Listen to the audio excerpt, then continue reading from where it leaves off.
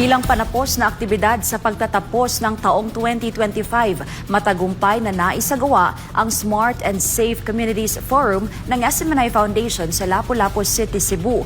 Layo nitong ihanda at protektahan ang mga kabataan laban sa iba't ibang hamon ng panahon.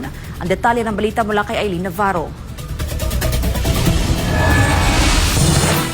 Bilang paghahanda sa iba't ibang hamon ng makabagong henerasyon mula sa sakuna, iligal na droga, mental health, maging sa responsableng paggamit ng artificial intelligence. Isang makabuluhang forum ang inulusan ng SMNI Foundation dito sa Paho National High School, Lapu-Lapu City.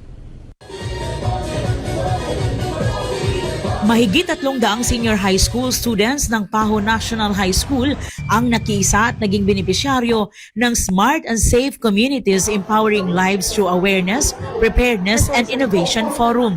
Ang nasabing inisyatibo ng SMNI Foundation ay siksik sa kaalaman mula sa drug awareness, mental health support, hanggang sa responsableng paggamit ng artificial intelligence o AI. Ngunit ang isa sa pinakabinigyang diin ay ang disaster preparedness, lalo't sariwa pa sa alaala ng mga Cebuano ang pinsalang dulot ng Bagyong Tino nitong nakaraang Nobyembre. Sunod, ato na, Region 7, di ba? Sa Bohol. Ibinahagi ni Engineer Verniel Balaba ng Office of the Civil Defense Region 7 ang kahalagahan ng community resilience para makaiwas sa malaking pinsala sa panahon ng sakuna. Nagibahagi rin sa forum ang iba't ibang eksperto, si Agent Noem Rosillosa ng PDEA Region 7 para sa kampanya laban sa iligal na droga, Edgardo Laurente ng AmeriCares Philippines para sa mental health, at si Vanch Padilla ng Simplif AI Advisors para sa tamang paggamit ng teknolohiya. So ang sabi ng mga estudyante, ginagamit nilang artificial intelligence para maghanap ng sagot, matulungan silang mag-research, and para sa entertainment. Kasi they usually do yung mga TikTok, yung ginagamit nila sa social media, and artificial intelligence on other things on their personal life to seek for answers. So what we did here is tinuruan natin sila to be responsible in using technology in their daily lives to protect their rights, their privacy, and yung kanilang mga family, friends, and community. Ang tagumpay ng forum ay bunga ng pagtutulungan ng SMNI at DYAR 765, mga opisyal sa probinsya ng Cebu, sa pangunguna ni Governor Pamela Baricuatro at Vice Governor Glenn Soco at mga partners mula sa pribadong sektor. Bilang project coordinator ng SMNI Foundation dito sa Cebu, ating ibinahagi ang misyon ng founder na si Pastor Apollo C. Kibuloy na gabayan ng mga kabataan sa tamang landas.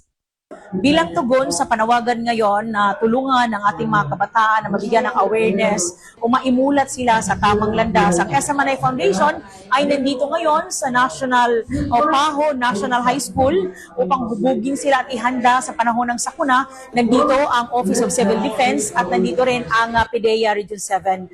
So ito talaga ay adhikain ng founder ng SMNI Foundation na si Pastor Apollo C. Kibuloy na tulungan ang mga kabataan na hindi mapariwara o hindi maligaw ng landas. So nandito po yung mga pagtuturo tungkol sa illegal na droga at pagtuturo kung paano sila ihanda sa panahon ng kalamidad. So, and we have from the SMNI Foundation. Lubos naman ang pasasalamat ng pamunuan ng Paho National High School at ng mga mag-aaral dahil sa mga aral na baon nila sa pagharap sa bagong taon. So we are so grateful that Paho Senior High School is a recipient of this advocacy drug abuse awareness and disaster awareness and responsible use of AI. We are so grateful to our partners and the school is pleased na makuha yung ganitong klaseng services para sa mga kabataan sa kanilang pag-aaral na magamit nila ngayon na palagi tayong nagkakaroon ng disasters or calamities, and also they are facing this challenges in drug-related problems as well as with our technology na magagamit nila hindi lang doon for their entertainment but leveraging that technology in education, especially yung artificial intelligence. I would like to sincerely thank you, the SMNI Foundation, for organizing this meaningful symposium. The discussions on the proper use of AI, saying no to drugs with PIDEA, disaster risk reduction and management, and mental health truly educated and inspired us. These topics are very relevant to us as students and as young individuals facing today's challenges. Thank you for sharing your knowledge and for guiding us towards becoming more responsible, aware, and resilient individuals. Sa pagtatapos ng aktibidad, muling pinatunayan ng forum na ang pagkakaisa ng pamahalaan, paaralan at media ay susi sa pagbuo ng isang mas matalino at mas ligtas na komunidad.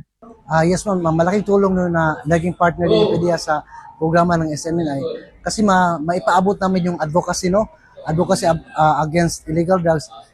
Kasi isa sa mga programa ng region is the community involvement plan. So hindi lang po yung mga nagsusurrender o na-involve sa drugs, but eventually lahat ng mga tao sa buong sa lipunan ay maabutan natin ang advocacy. So with the help of SMNI po ma'am, malaking tulong po yan.